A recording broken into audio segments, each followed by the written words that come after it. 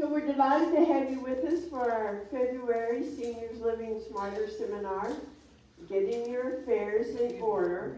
And I know some people go, I don't know if I like that title or not, but we're approaching it from a very proactive point of view. And we want to, as we always say, the purpose of our seminars is to educate, equip, and inspire seniors to make informed choices and empowered decisions, stay in control of your lives. And we have to do that by planning. And a lot of you were with us last month when we were talking about the predictable dilemmas that we face, and as we move on through the year, we're really going to be calling your attention to members you should have on your team so that when you need someone, it's like, oh, I've got to find someone to help me. You will know both in terms of some great representatives we have here today, you'll be meeting shortly, and the kind of work they do. So today we will be looking at having an elder law attorney and a geriatric care manager. They do much more than that, and I'll let them introduce themselves in just a minute. For those of you who I haven't met, I'm Virginia Lazenby. I'm a certified senior housing professional and a realtor. And this is just a passion I have to help educate seniors so you live the best quality of life and be in charge. So we're thrilled to have you here. For those of you who are new, we're so delighted. We've been doing the seminars for 8 years. It's pretty amazing through our journey. And some of you have been here for off and on for many years. We appreciate that support because we had that little time out. Not really for us because we just went to Zoom during COVID. Which reminds me to please let your friends know and for you to know that the seminars are recorded, thanks to Jeff, and they will be up on the blog next week. So for people who couldn't attend, you will still be able to get that information. And sometimes you go, oh, I missed some things. I want to do a revisit. So there's your opportunity. We're glad we can offer that to you. There will also be things we will call to your attention, handouts, and a follow-up. You have some today, and there'll be more that will be highlighted. And then you'll have a follow-up email with the links to go find those great resources. There are plenty of seats. Come on in, Stella. Oh, well, that's all right. I'm looking. Well, now that it's called her out for that, but anyway. So I want to make sure that you picked up your handout. Please appreciate the color coordination. Thanks to Brielle. It's February, so we are keen for our divider page. And then the way that, for those of you who are new, the way it works, this becomes your divider page that you can put in your binder. And you can pull out the pages behind it. And some of these we will be referencing during the presentation today. But I always want to call your attention on the front sheet here. We listed the presenter and really the moderator today, but that's fine. We've got 2 great panelists with us. Lines for you. When you have those burning questions that come to your mind when they're speaking, and you say, oh, I want to know more information about that. We like to keep going with the seminar. We'll answer questions at the end. You can write down your notes so that when we're ready, you remember what that question was. And maybe answer along the way anyway. We also encourage you to look at our action steps. You know, we keep talking about planning, and we've got some assist in here with you. I think the panelists will speak a little bit more to some of this too. But I like our point here. And I think this came on from both of them, really. I think Debbie had highlighted this one. Devise your plan while you are mentally and physically capable. Now, how many of us say, oh, I don't need that. I don't need that now. Well, what happens if you wait till you need it? It's kind of late to put it together. Or you've left a lot of responsibility to somebody, and our panelists are going to help us learn more about that. So, great action steps here. And also, today, it ties in with, well, all of them do, but on the very first pages of your binder, oops, I still have 22 in here. I need to update mine. But like the peace of mind checklist, beginning to think, what is it you need to be thinking about? There's always more that can be added to this, but I encourage you to look over that as your own pages, so that information is assembled. In the following pages, my important contacts. This is invaluable. If something should happen to you and someone has to help you out, who do you already have a relationship with? And this is a great resource. It's right in your binder there at the very beginning. And we'll probably, some of you have updated some pages, but we'll talk more about that. And then our presenters will be highlighting some of the pages in this. And the little orange sheet, half-sheet in your packet also. Feedback about the seminar, how did you learn about it? So we'd like for you to complete that, and then when you leave, there'll be a little basket up on that table where you pick up your handout so that you could leave this. Also, and I want to celebrate all the people who registered this time. If you were here last month, if you weren't here last month, we had several discussions about please register ahead of time. I love it when people say, we know I'm going to be there every month. Oh, I forgot I have a doctor's appointment this month. Well, Brielle, who is my lifesaver, gets a little panicked when we get up to around 80 people, since we're exceeding the capacity in this room. And then how many of our friends are going to walk in because, we'll be here. So we appreciate your, because then what happens, and I understand this, you can mark on here, please register me. And Brielle will register you. And then you get these little reminder emails, and then you go, oh, I must not have registered. And so you register again. But we straighten that out. So it gets better to err that way than not registering. Some other things that are, I'll like this at the end. I want to give a shout out to our educational partners. These are businesses and services that share our commitment to educating seniors. And they're here generally monthly. Wonderful resources to turn to. So, kind of go around back there. We have Will Batten. Will, Premier Banker, Asset Management Person. Plan ahead financially. He's your guy. Great resource to talk to. Josie Zamora is sitting down there. She is with Care Partner to Caregiver and focused on memory, a fantastic resource. And, some of us know friends or family members that we need to begin thinking about perhaps memory care. How do we be prepared? This is a great resource. Stacy Scarborough with Visiting Angels. Wonderful resource for home care. I always encourage people to get the right information. There's so much misinformation that gets circulated. Oh, you have to sign a contract for so-and-so and so-and-so. Now, talk to the person and get the information about how they can respond and support people.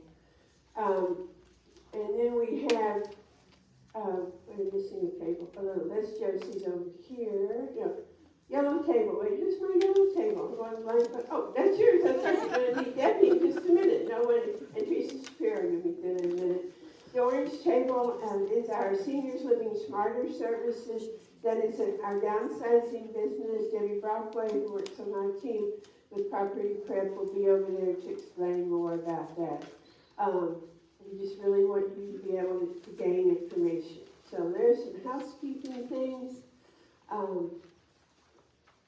So I think we've covered that. And we really appreciate the support of educational partners. Another partner who's not able to be here today is North Star Active Adult Apartments on Westinghouse, past 1460. So that's another group to reach out and learn more about. Wait, excuse me. Oh, yeah, there's some chairs over here. Here, you want to sit here? Okay, we're getting it figured out. That's great. So, I am excited about our panel. I know you're going to learn a lot today, and I'll let our panelists introduce themselves, and then I'll share a brief story, and then we'll go back for our presentations. So let's start with Teresa Shapiro. If you'll introduce yourself, Teresa. Good morning, my name is Teresa Shapiro, and I'm an elder law and estate planning attorney. I have worked in the Austin area since 2000. I'm in my 23rd year. I provide a variety of services, mostly directed towards the aging population. I also do estate planning for young families, but that's a different story. And so I'm happy to be here. I'm happy to be here, and I hope you'll get a lot of good information about this. We'll have questions afterwards. There was an article on my table. There was just a few copies. That article and another longer article will be available on the website after today. Thank you. And Debbie Pearson. Hi.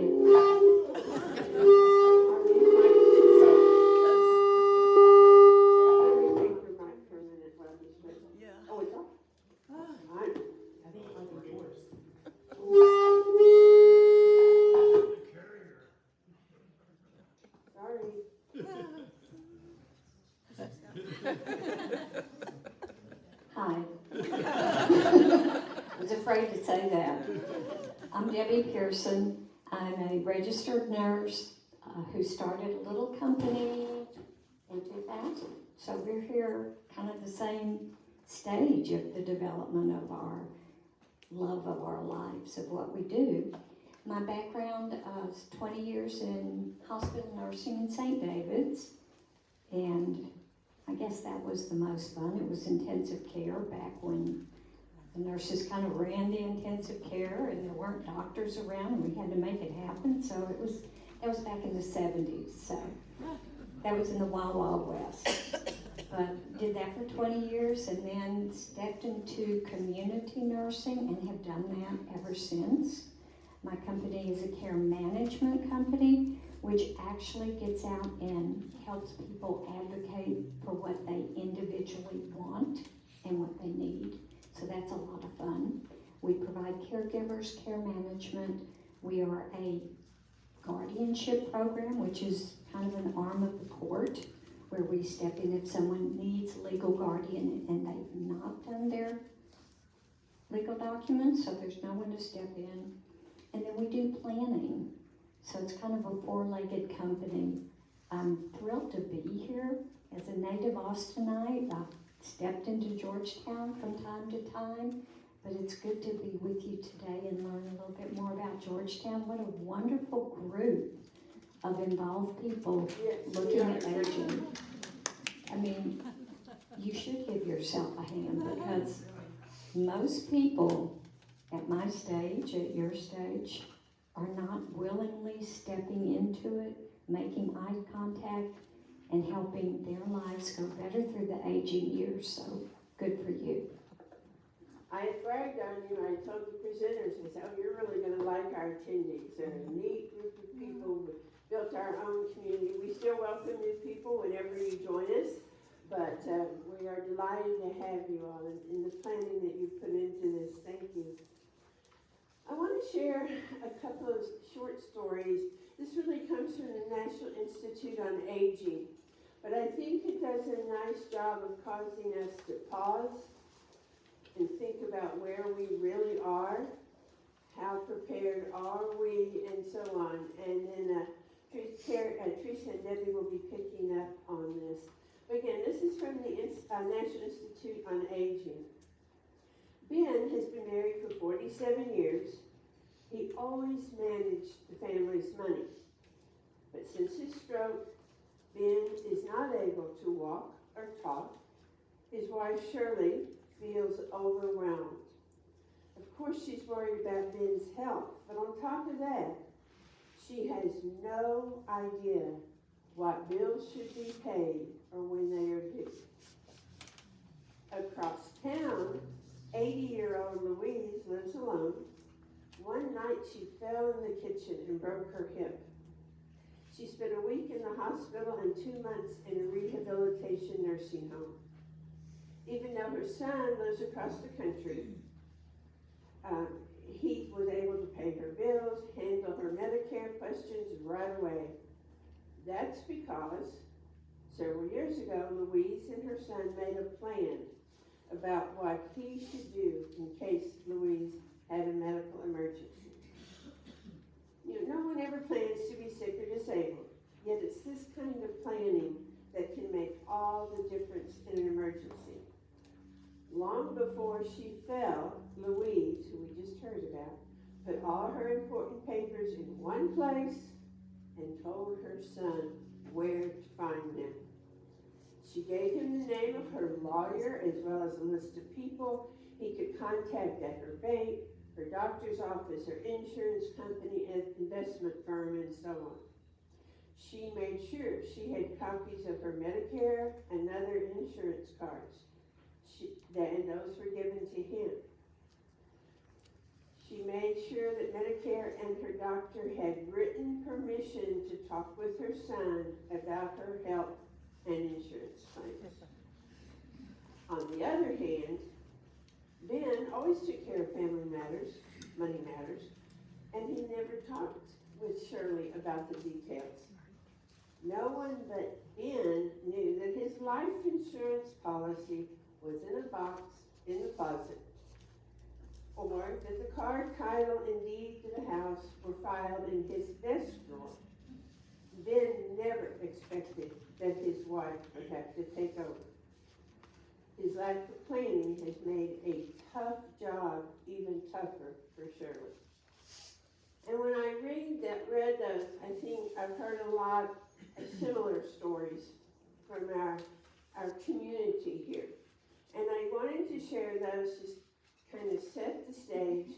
Where are you? We don't want anything to happen, but it's the importance of preparation.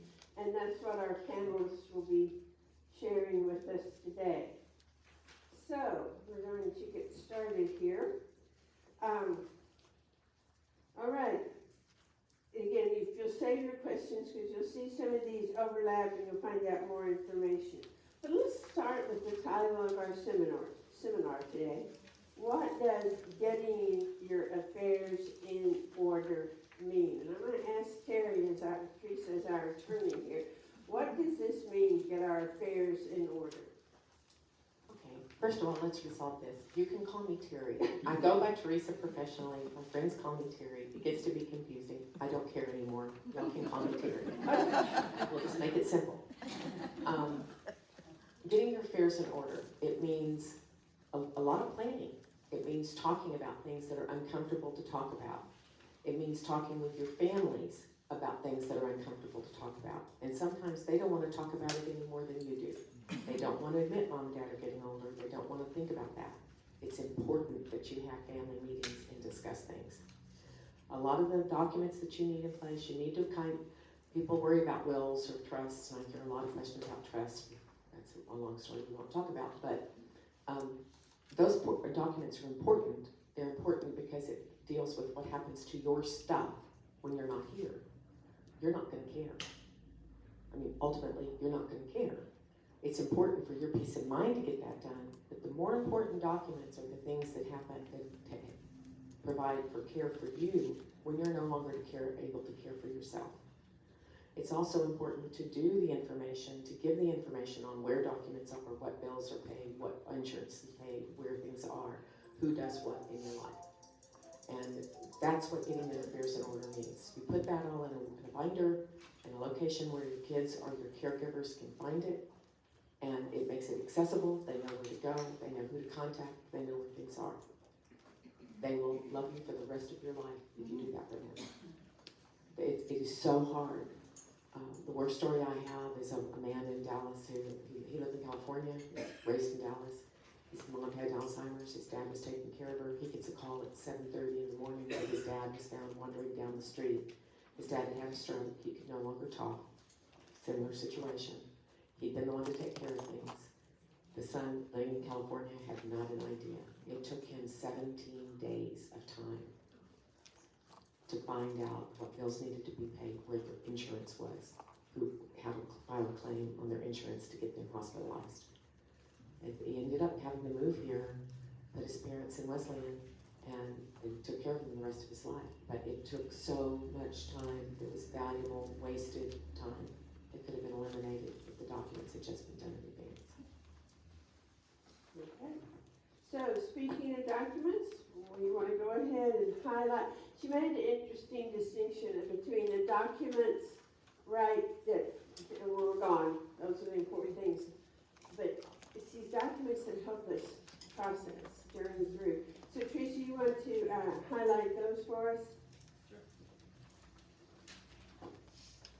Okay, so you need a financial power of attorney. In Texas, it's called a durable statutory power of attorney. Statutory means that the format is determined by the state legislature. It changes from time to time.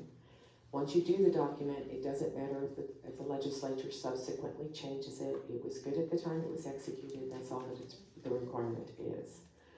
Durable means that it survives incompetence or incapacity. You can do a general power of attorney. It's not the same thing, and if you become incompetent, it's void. So you want to make sure that any document you get for power of attorney is durable. It has to have that word in it. It's a magic word. That document gives somebody else the right to take care of your financial stuff if you are unable to. People think between spouses you don't need it. That's not always true.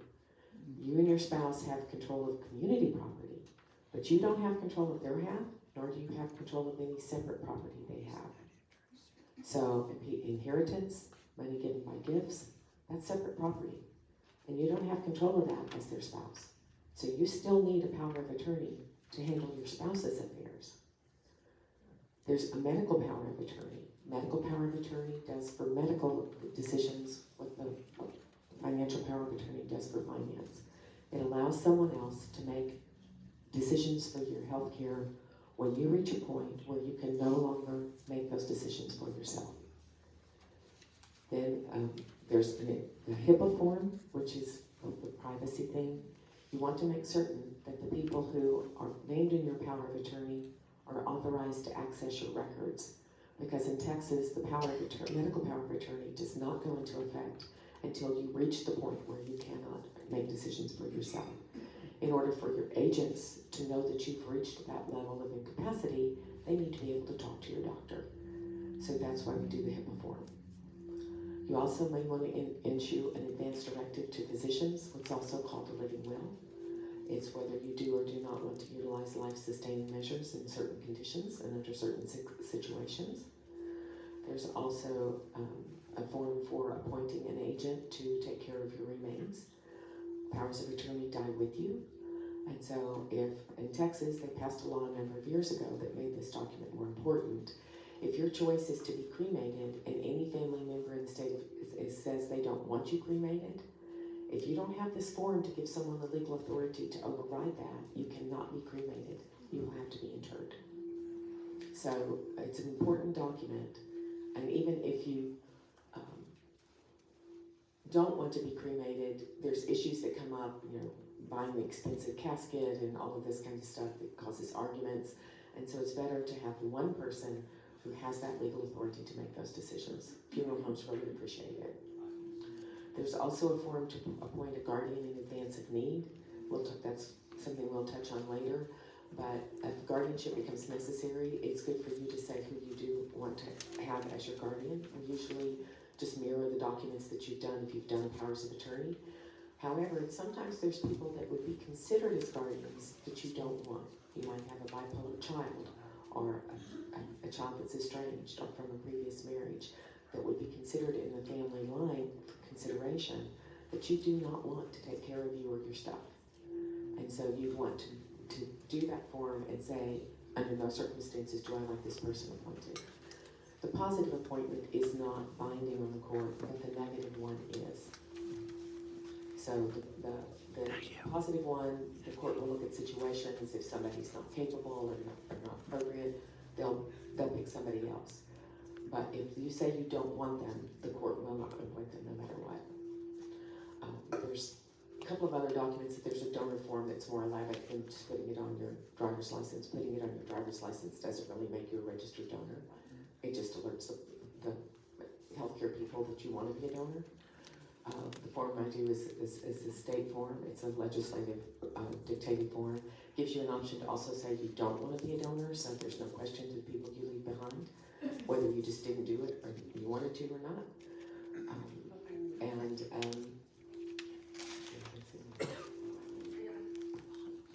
I think you're going to hold the mic up or speak a little bit louder. Okay.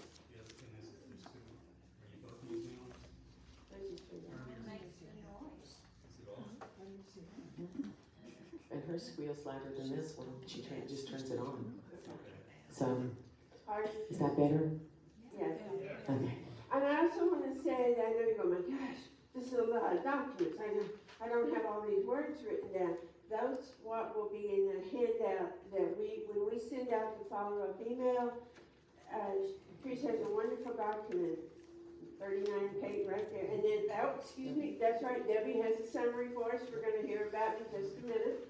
So, just kind of get the idea that, listen, the importance of who can represent you, and Debbie's going to pick up on this, and when we don't want people making decisions for us, that can be, and Terry touched on that. I just want to throw in about the durable power of attorney. As a realtor, when we're signing legal documents for the sale of a house, we always have those evaluated by the title company, but it's that durable power of attorney, the financial and legal ability to sign for someone. Right. Okay. All right, do you have others, or we want to? I do want to say too, there's the DNR. You hear a lot about DNRs. There's two forms of a DNR. There's an in-hospital DNR and an out-of-hospital DNR. When you Do go not to, resuscitate. it's a do not resuscitate is what it is. And people get confused about how that's used. They think it does what the advance directive does. It does not. They're two totally separate documents.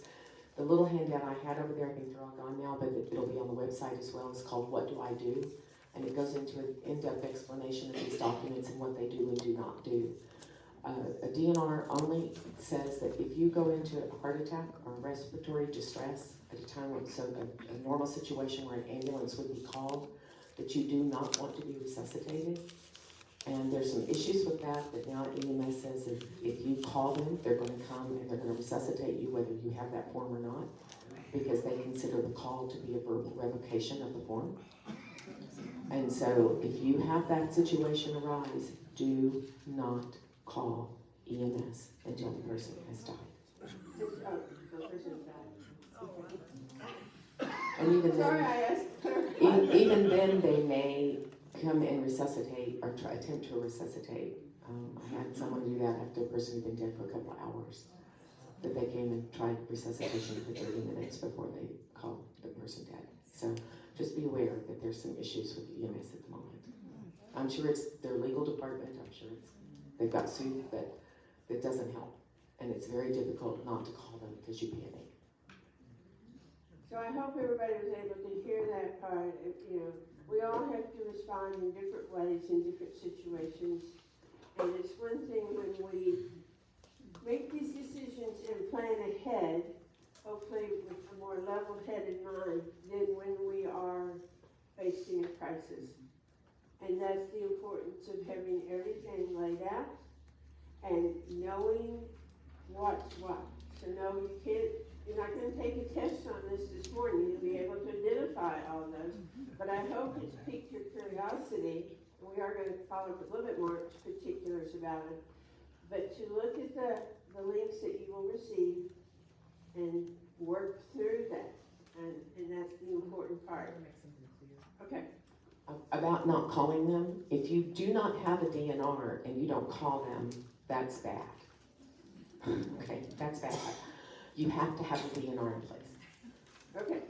Everybody's going to get, we should have put that specifically on your action steps. You added it. So, Debbie, you want to explain more to us? I know you have a handout. I think they addressed some of this and about choosing who's going to have power of attorney. So.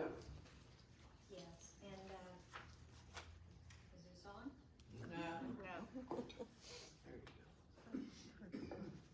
Hello. Yeah. I'm definitely having microphone problems today. But if you don't hear me well enough, just raise your hand at any time and I'll know that I need to up the volume or hold it closer. Teresa and I have had a little different experience with DNRs. I was shocked when we were talking about this presentation that she said when EMS is called, they assume you are revoking your DNR. That's horrible. Now, people tell me when I ask if they are a full code or do not resuscitate, a lot of my patients will say, I'm a DNR, I don't want to be resuscitated, and I ask to see their DNR form. It's a 1-page EMS form with the state of Texas in the upper left-hand corner. You can get it on the internet, you can download it, you can fill it out yourself.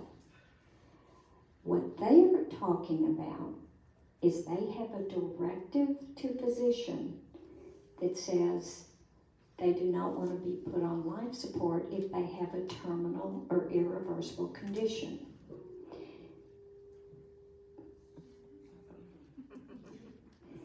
By a show of hands, I want to find out how many of you believe that if EMS comes to your home, they will start reviewing your legal documents. One form, 1 page. It is the EMS form that has the state of Texas. And I'll put some on the table that I have out there. So those are the 2 different forms. What you want in your legal documents if you're in the hospital and people are debating over what needs to be done. Then your legal form it can be referred to. It is not an EMS form. So anyway, what I have told people is it's only good if you pull it out and you present it to the EMS worker, number 1. And number 2, if the person has died. Where they put the paddles on you, there is no heart rhythm, you are not breathing, you have deceased. Then they are not to do CPR. And that's what I have seen most times. It's not 100%. I've had EMS workers argue with me, where I have had to put my body over the patient and said, here it is. You will have to start resuscitating me before you resuscitate them. Your family member who would be in the home, who would be presenting the form, needs to be prepared to do the same. And that's sad but true. They should not resuscitate someone, and you've already made that decision. I didn't have the same experience that Teresa did more times than not. So just be aware of that, and aware if they come through the door and you don't present the form, they will do CPR on someone who's deceased. So if there are any questions, let's talk about it later at the end. I'm very adamant about who should serve in the power of attorney role. And there's a form in your book, it's called Substituted Judgment. And it's something that probably, I would say most of you have never heard of. I had never heard of it. When I started my company, I was doing care management, taking care of people that were aged, ill, elderly, disabled, and needed an advocate. Well, within the first year of doing this, I had the probate court call me and ask me if I would step in and be a guardian for a young nurse who had been in a car crash and had a traumatic brain injury. It was kind of a strange phone call. I told him I would have no problem dealing with her and helping her out medically, but then I had to ask, what's a guardian? I didn't know. This was 22 years ago. I had no idea, had never heard the term. But she was medically complex and they needed someone to step in and become her legal guardian, have all of her rights that she couldn't execute her own rights. She had had a family member step in as a guardian while she was in a coma, on a ventilator, with a feeding tube. They stepped in, it was heartbreaking, but they could do that role. When she started waking up and was angry at everybody, they could no longer do it. She lashed out, they were family, they were hurt, she was causing all kinds of problems, and they needed to step out of that role. So quickly went onto the guardianship website through the National Guardianship Association and figured out how to be a guardian and got certified. Everything made perfect sense except for this one thing, this substituted judgment. This is how your advocate needs to think for you. It asks the person making decisions for you to look through your eyes, walk in your shoes, and make decisions as you would want the decisions made. Totally counter to everything I've ever thought. As a nurse, if a patient isn't breathing, you help them breathe. If they have an infection, you give the antibiotics. If they're bleeding, you stop the bleeding. It's all the looking at the best interest of that person. And it was the strangest thing for me to not think of best interest first. But again, look through their eyes, walk in their shoes. If they had capacity, and this is when you lose capacity and someone is going to step in and act in your behalf, they need to know what you want. They can't read your mind. They need things written down in all kinds of detail. Like, what do you need to do before bed at night? You know, if you have GERD and the only thing that settles you down is a double scoop of vanilla Bluebell ice cream? How are they going to know that if you haven't written it down? It may not be in the best interest of your diabetes, but it's what works for you. So those are the details, and those are the things that you do not want someone doing only what's in your best interest. You want them thinking to substitute their judgment for what you would do first. Does that make sense? And how will they know those things? Documenting and communicating. Over 40 some odd years in this field, my patients and their families have taught lessons I never expected to learn, lessons I never learned in nursing school, and they've been profound and they've been right on because they're real life lessons. They have made the difference in people's lives as they age, to the point that I sat down, I took all their lessons learned, put them all in forms, and wrote a book. Where's the forms? Just to fill out all the forms. Silly things like, what? When I can't drive anymore, what do I want? What are the concessions I'd make when I can no longer live in my home safely alone? What concessions will I make? We're all going to have to make concessions, but put them down. What you would want, what you absolutely would not want. And then once it's documented, pass it on to your children in written form, because when the question comes up, 3 months, 3 years, 13 years from now, they're not going to remember. Of course not. So document everything about you. Give it to your children.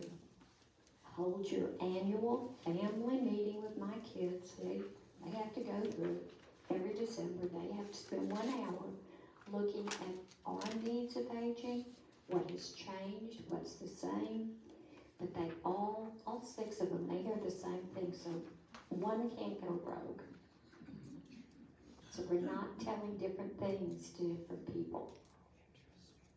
You can really make the difference. The fact that you're here, the fact that you're looking at your aging years, it makes all the difference in the world. And if you put the right people in place, maybe the whole group has heard it, but one person has the responsibility, the others are not going to let them go rogue because they all heard the same thing. They all have the same documents. So that's substituted judgment. Great, so, I'm just thrilled about all the information, and again, I know there's a saturation level, but you're gonna have handouts and this at their tables. And we always say this is informational, not marketing, but encourage you to look at, I think Debbie has on her table, the book that she has put together, and we may do some more exploration of that later on, but, making your wishes known. And as I was looking through there, and one of the copy I had, the page that stood out in my mind that made me pause, was, if I'm no longer able to communicate, what is it I want to have to eat, if at all possible? Are they going to know that my preference would be chocolate and pizza and things like that?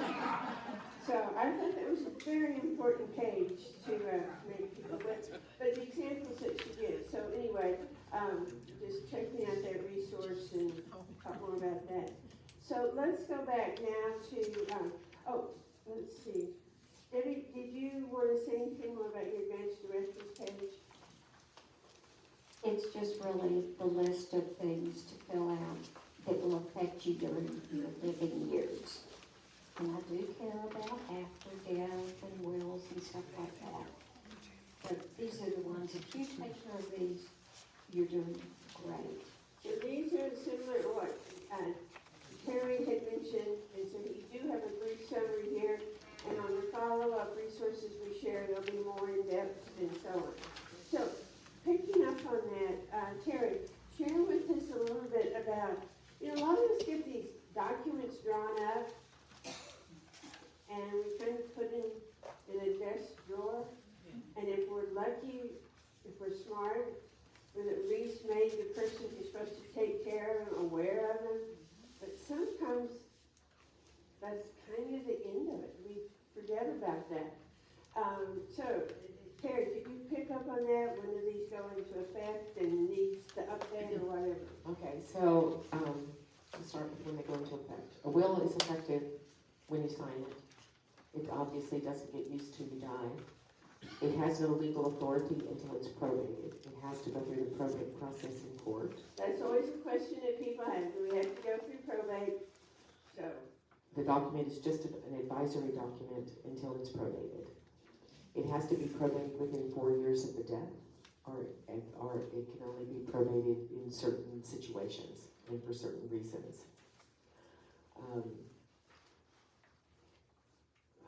If you don't have a probate asset, then you don't have to probate the will. Just because you have it doesn't mean it has to be probated. It only has to be probated if there's a need to administer the estate.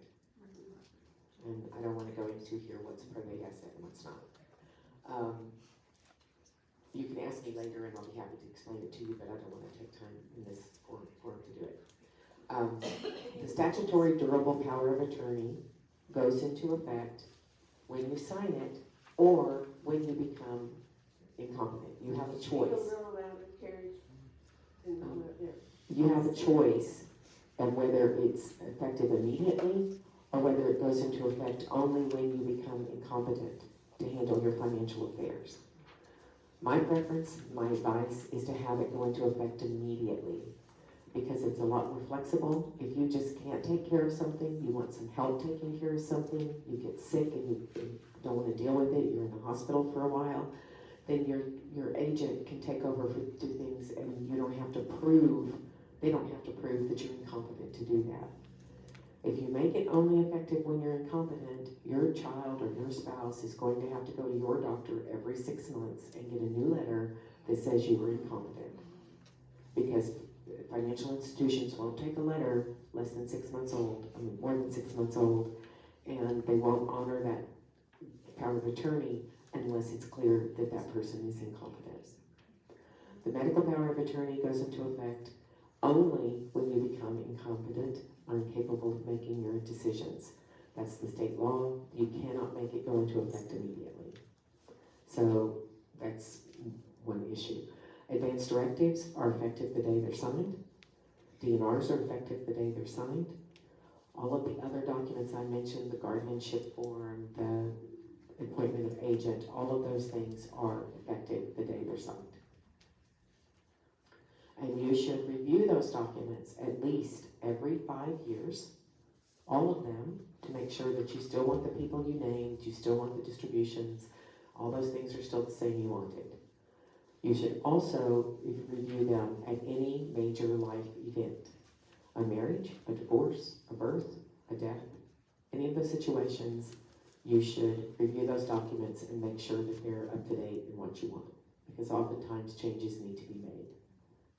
So what about crossing state lines? If I had my will done and then I moved here in the last You year? will hear a lot of attorneys tell you that if you have this out-of-state document, you have to have it redone. That is not true. You need to have it reviewed. But if it meets Texas execution requirements, Texas will honor a foreign document. So you don't have to go get a whole bunch of new documents made. Sometimes it's advisable, but it's not absolutely required. Along those lines, handwritten wills? You can do a handwritten will. It's called a holographic will. It has to be, you have to make a declaration that you intend for this to be your last will and testament. It has to be wholly in your handwriting. You cannot type it on the computer and sign it. You can't print it out. It has to be wholly in your handwriting. It does not have to be witnessed. It does not have to be notarized. It just has to make a statement that it is your intent that this be your last will and testament, and you sign it. However, know that it is much harder to get it probated because you have to have two disinterested people who can identify your handwriting and have experience with it and can go to court and stand in front of a judge after being sworn in and say, yes, I recognize this handwriting and why I do. You know, I got letters from this person all the time. She's some friend that you did a lot of stuff with, whatever, but it has to be somebody that can legally identify your handwriting. There has to be two of them. And the people who are your relatives that you've left stuff to or your beneficiaries have to agree to accept the holographic will.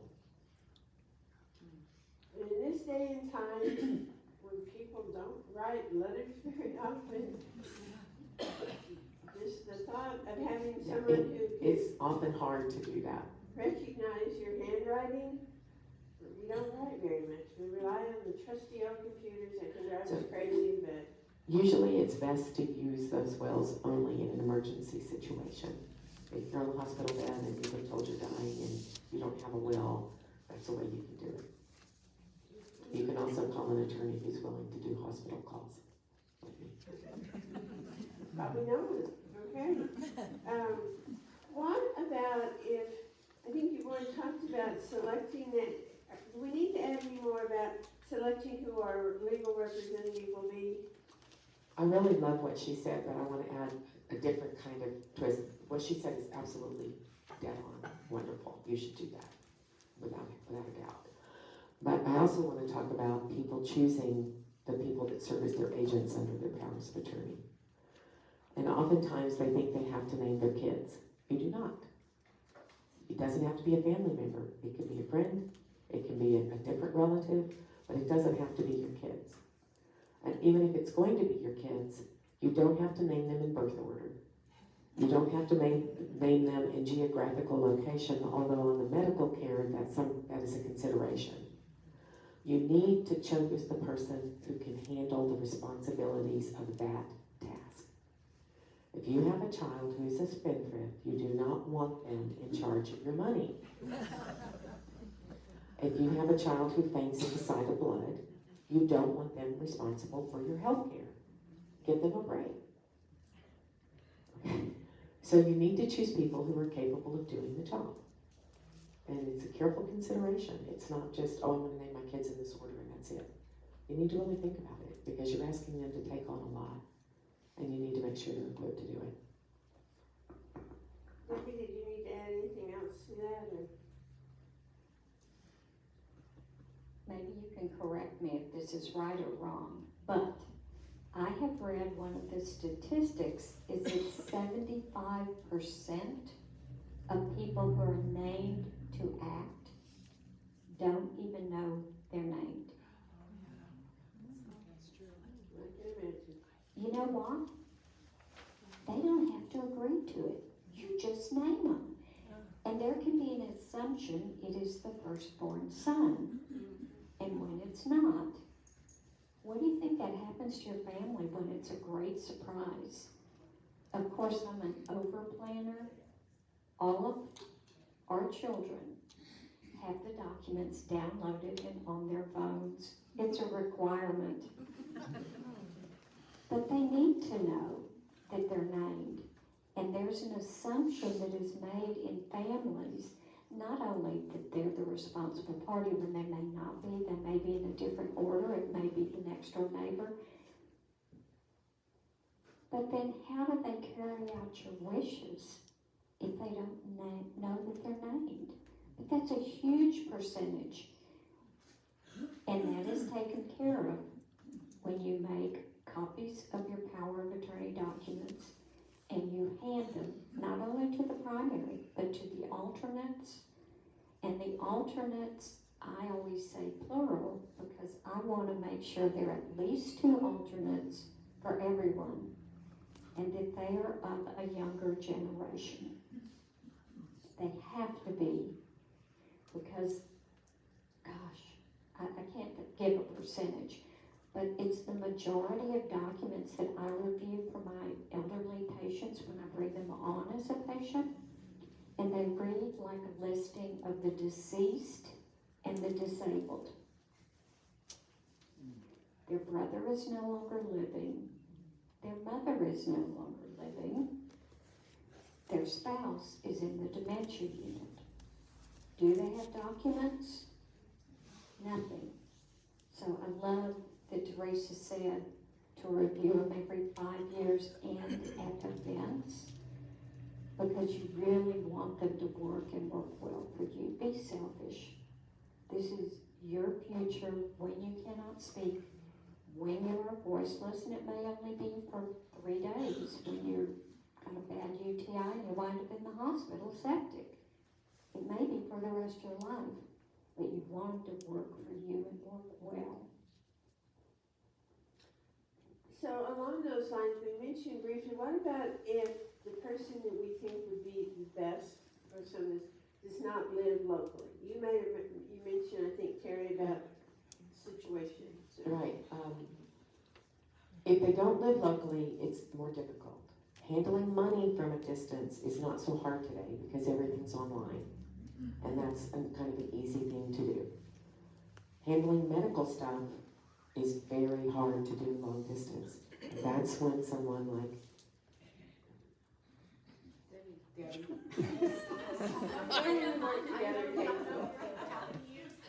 Debbie and Josie come in really handy because they can help you from a distance. Have someone here who's boots on the ground, eyes in place, and can communicate with you and help you make those decisions and help you do what's right. It also means that you're going to have to make frequent trips here. So you want to make sure that you either have provided funds for them to do that or that they can afford it. Because they're still going to have to come here on a regular basis to check in with things, really see you, help make decisions that are really drastic decisions when those times come. Leaving your home, facility care, certain medical procedures, those things. And where you live falls under your medical power of attorney. It is your medical agent who has the authority to choose that.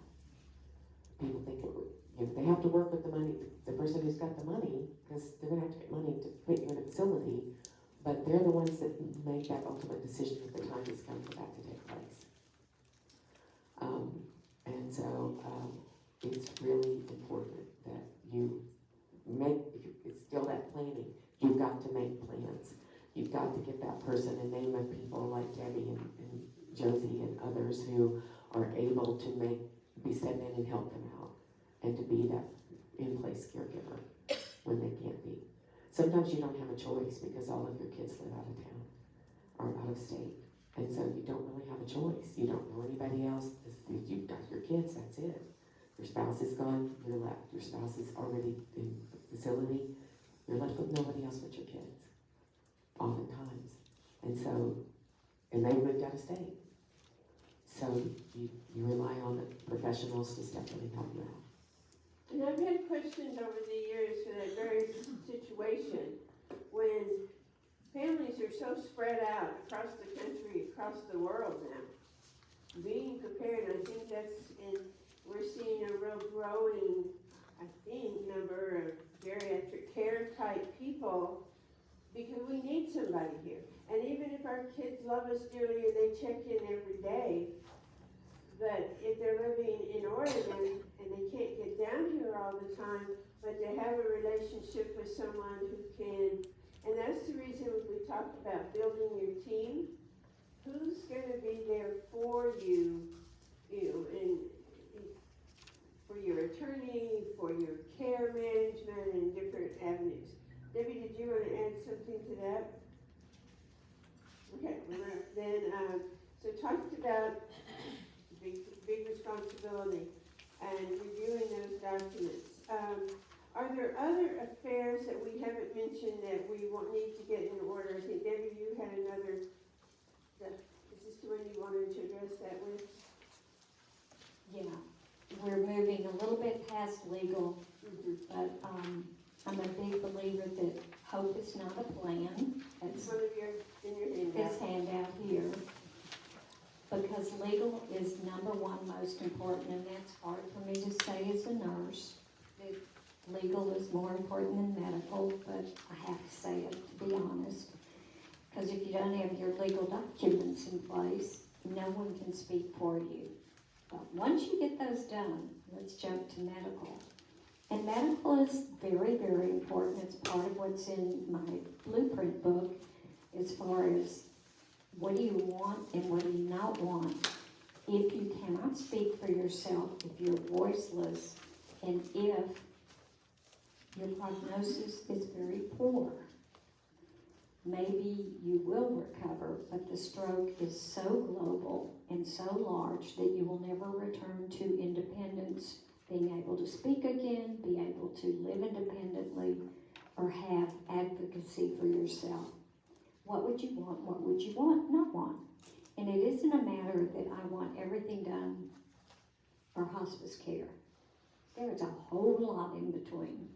Like, and we heard about it during COVID. It's like, what kind of breathing support? External, intubation, trachea, what kind of feeding support?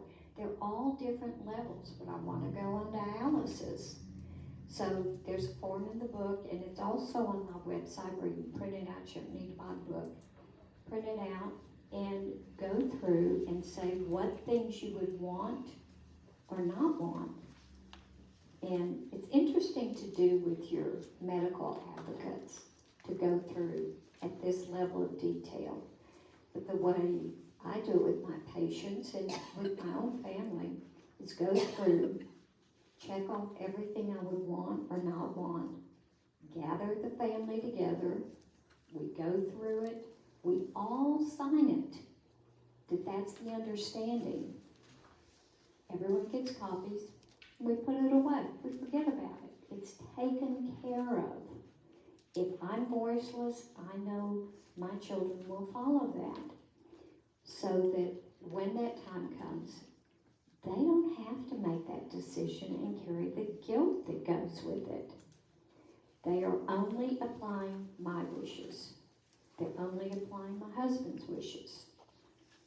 And we had some real headbutting initially, because I got frail little baby bones, and I've been a do not resuscitate for years. My osteoporosis goes back to my 30s. Coming out of ICU, you'd think I wanted CPR. It took the first 2 or 3 years of reviewing the plan to get my children to stop arguing with me about what I wanted. They're on board now. But it took a while, and it took all of them hearing the same thing. And, you know, so I figure my plan is going to be followed. But in healthcare, the specifics matter, the things that you're afraid of. If you're afraid of dying alone and it's the one thing that terrifies you, write it down, convey it. Make sure if you're very, very ill, you will have someone by your side. So give that gift. Give that gift to your children in your medical decision making. There's no reason for them to have to decide and argue and feel guilty and at odds with each other. Just give them a plan, let them follow it. It's the save the children gift that you give to them. Financial, also really important, and in ways it's the most emotional and difficult thing to share, and you do not need to tell them the amount in your bank accounts. That's what people were, I'm not going to tell them how much money I have, they're going to go spend it all, they don't want me dead. Or, I just made a mess of my finances, and I'm embarrassed. It's sad. They won't share. You don't have to share the amount, but by goodness, tell them what accounts are being used for, where they are, what the account number is, because I've had people with all their accounts, their household account, their travel account, their just for fun account, their shoes account. They have all these accounts. And when the younger generation takes over, which I've had them do, they do the smart thing. They consolidate all the accounts, start paying them online. Make sense? Guess what gets closed? The account that receives your Social Security check, your pension check, that pays your Medicare drug plan. When that account gets closed, Social Security clicks their heels together and checks the box that says deceased. Do you need your Social Security check if you're dead? No. Do you need Medicare? You don't need any of those things. It took my last patient over 9 months to prove that she was alive. It didn't mean she wasn't in the hospital. She didn't need prescriptions. She needed all of it, and it was all out of pocket because the wrong account had been closed. So if you do nothing else, make sure your kids know the account number, the bank, all the information that's where you get money in, money comes out of, and that is the sacred account. Don't ever touch that. They can close the shoe account. They cannot close that account. So finances are really important to convey to your kids. We have laid it open to ours and to their, I don't know if it's shocking to them or not, but And when we you do. it's financial planning too.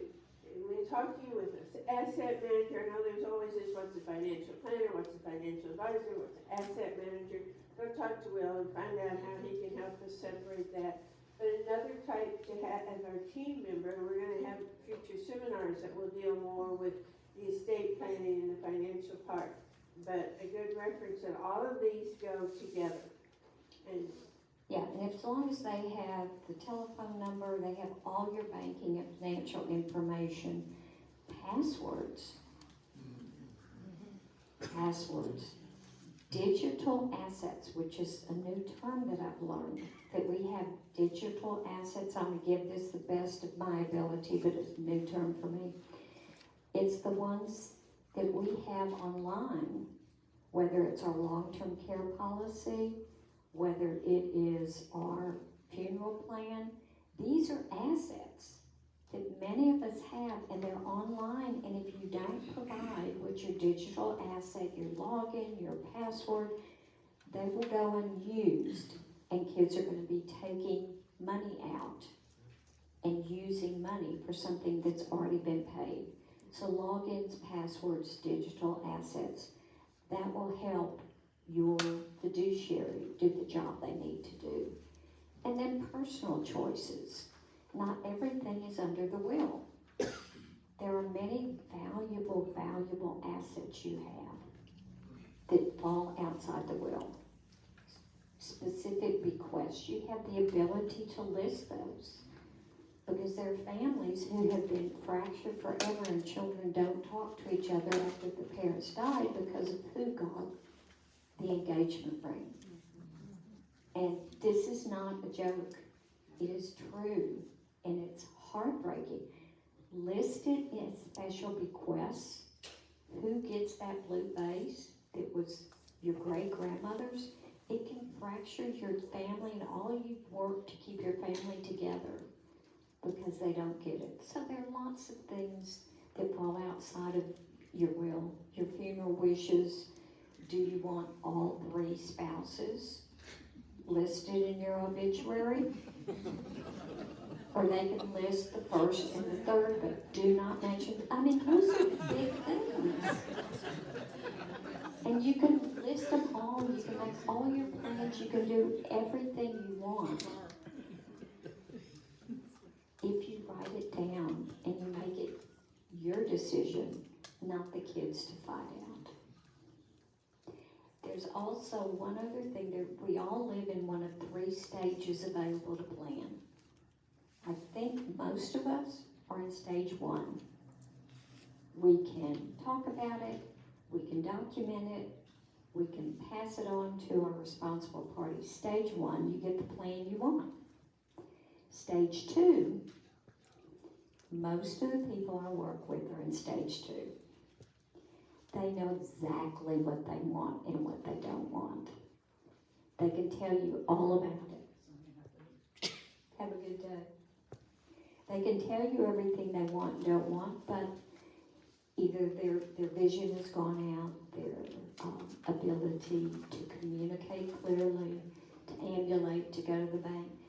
They can tell you, but they need someone to help execute their plan. If that's the case, then you get all the help you can to get your plan put together and hand it off to the responsible parties.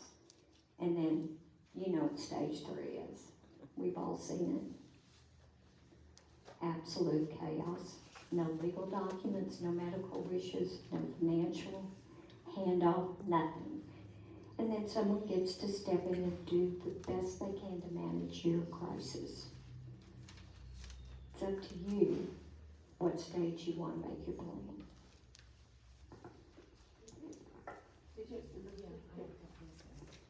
Okay, first, I'm not arguing with you, I'm just adding to, if you're going to do your, what we call personal effects memo, for what happens to your personal effects, it does not have any legal authority, unless it is a codicil to your will. When I do wills, one of the things I do is have you do a personal effects memo, which dictates what those things go to.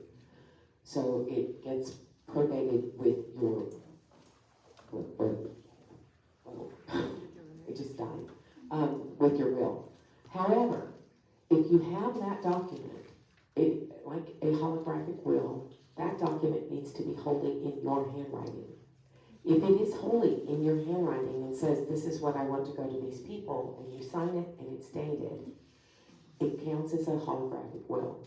So if your children start arguing, in other words, if you don't have a will because you don't need one for whatever reason, or you think you don't need one, and your children start fighting, one of them can file that in the probate court as a holographic will and will get the legal authority to make those distributions the way you want.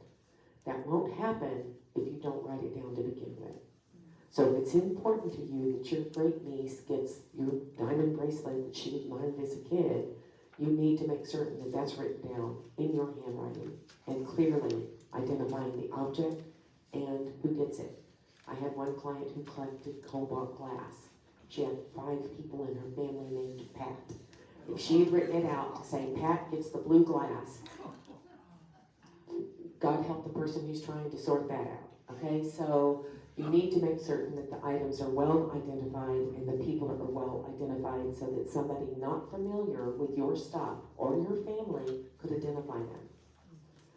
And I want to just make one little statement about the ugly outcome if your documents fail because you didn't update them and nobody is around to serve in those capacities for you, or the people who were named refuse, or you didn't get around to doing them. When that time comes that you need help, someone will have to file to get guardianship of you.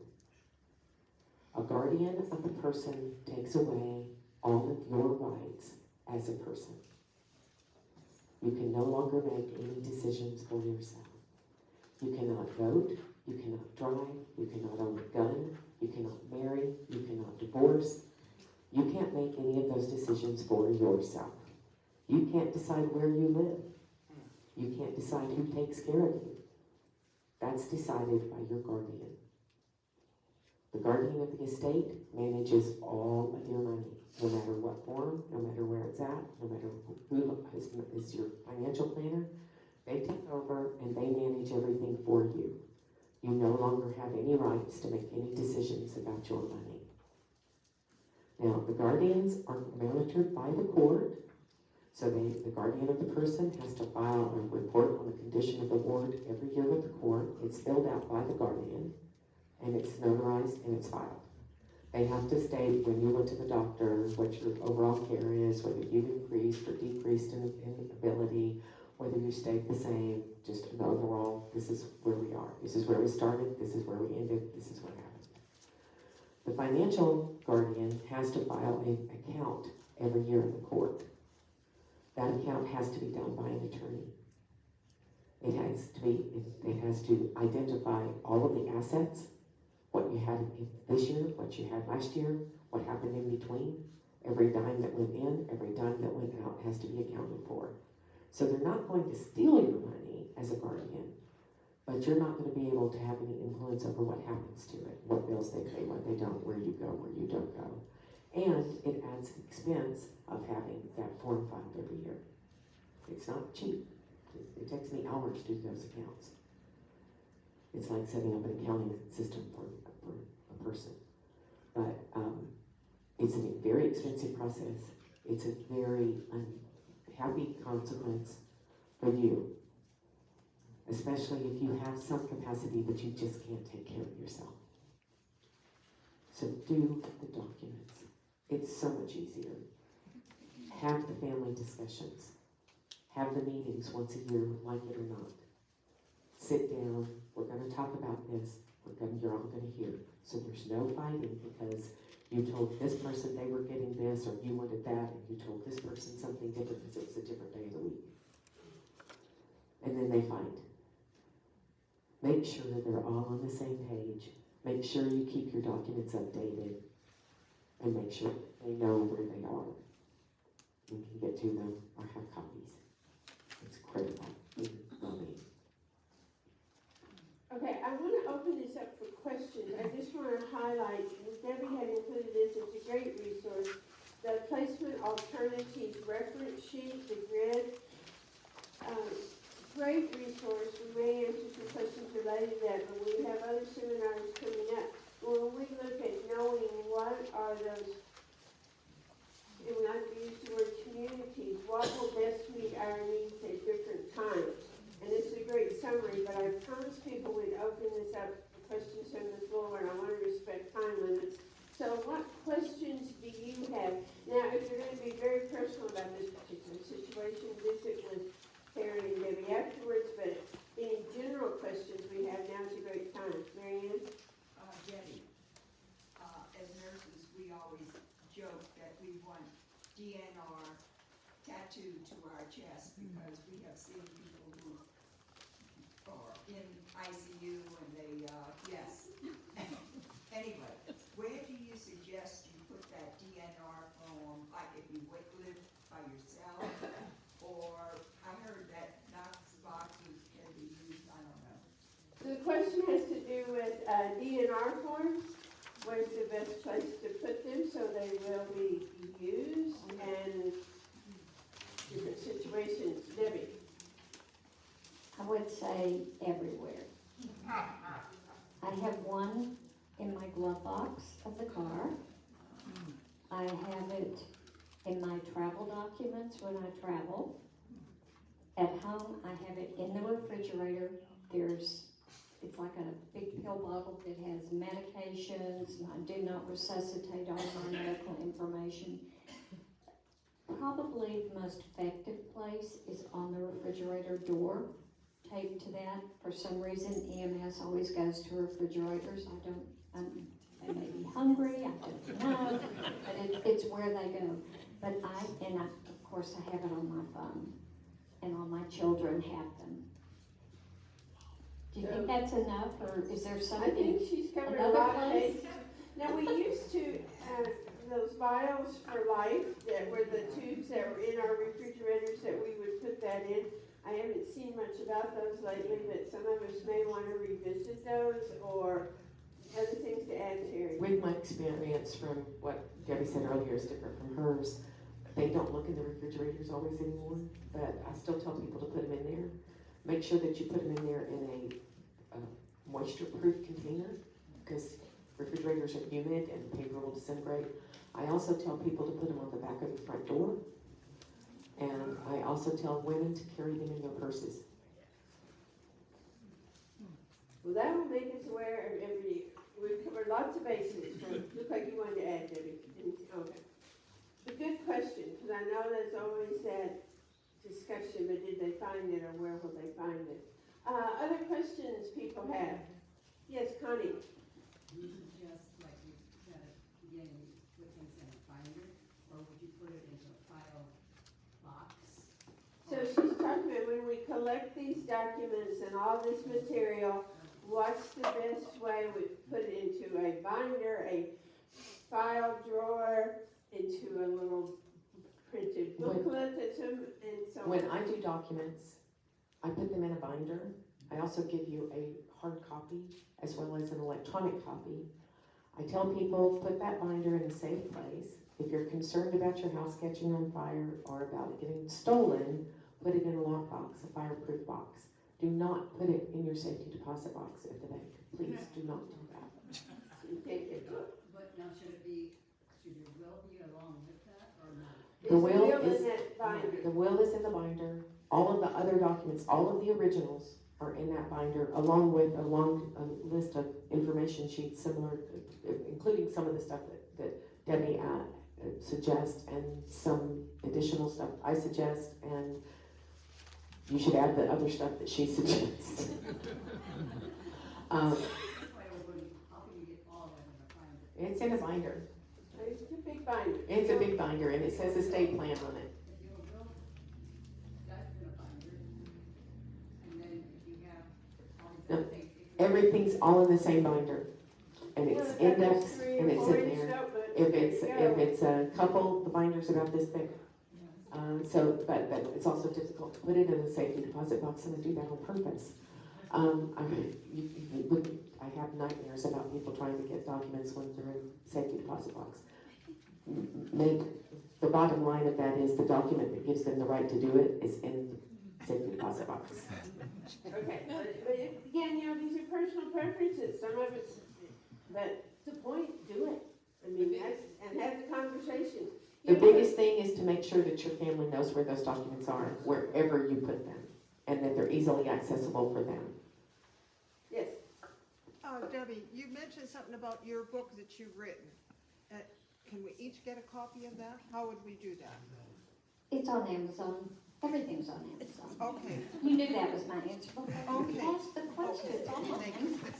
Okay. so what she's What is the referring name of to it? is Aid Your Way, which is your workbook to plan your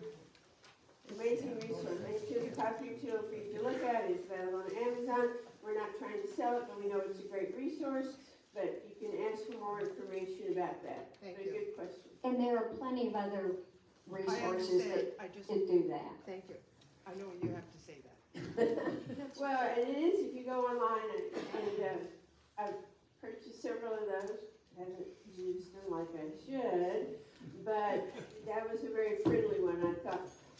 Donna, you had a question. Yes. No, you. Do you have any suggestions? People are wanting to go paperless, especially the younger generation. They don't want us to give them all these papers. Do you have suggestions how to handle that? The question has to do with as we move into this more paperless society, we just discussed this habit in a binder, but our kids may not. What about electronic? Okay, so I also am trying to go paperless. I have killed forests of trees in my life, and I don't like to have all that paper. So when I have you sign documents for me, and a lot of attorneys I know are doing the same thing, I take back the originals with me, I scan them into my computer, and I store them in an encrypted file.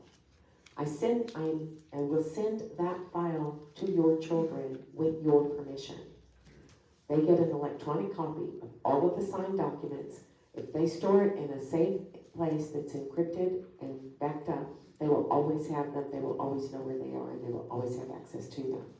They can download them on their phones, they can put them on their iPad, they can do whatever they want to with them, but they'll have them. And it's easy to do. I just make sure that when I send them out, everything I store and everything I send is encrypted, so it can't be hacked. I have a son and a son-in-law that are professional hackers. I learned a lot about keeping things safe. That would be an interesting story, okay. But, move on, Joe, what was your question? I think it's for Teresa. What would one expect to pay in fees for having everything done that we have arranged?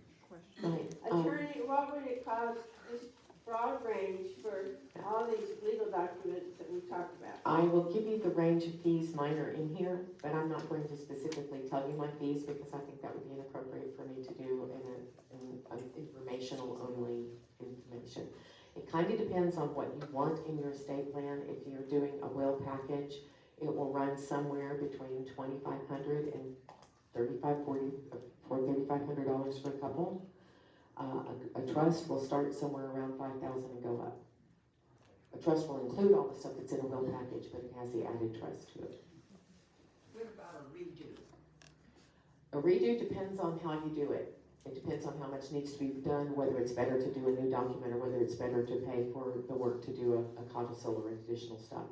And the more you have done as a codicil, the harder it is to get it probated. But so one or two things, changing an executor, changing a distribution, that's one thing. Changing everything in it is different. Other questions we have? I know a lot of you want to follow the personal things, which will be fine. I know we've had a lot of our minds spinning today, thinking, oh my gosh, I've got so much to do. But hopefully set a goal for yourself. What's the step you can take? You know, I need to revisit what I had. I need to plan ahead. So you give us a lot to think about. Those family meetings, I think so many of us think I'll get the documents done, and we kind of forget to move beyond that. But annual family meetings, this is where we are, what we want, very important.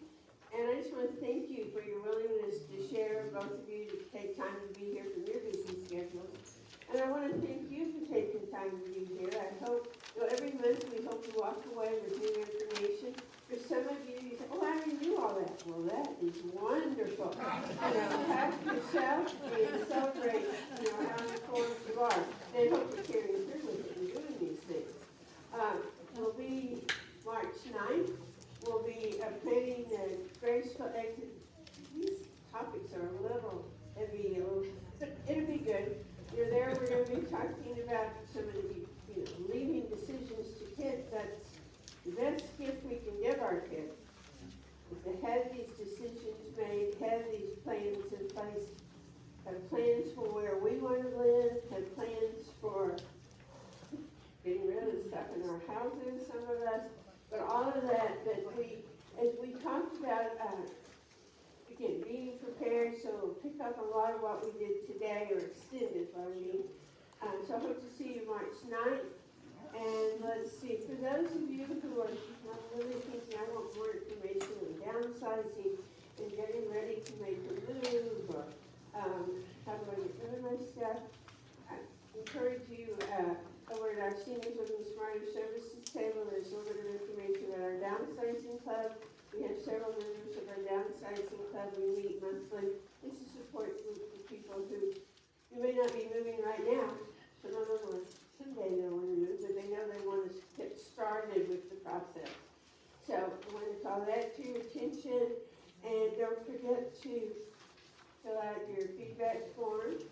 And Riel, who we owe a big thank you to for keeping us organized and our materials together, and Jeff for his tech. It's always a challenge, you know, when you come into a room and how the equipment's going to work. So we apologize when there are whistles and things going on. We did the best we can.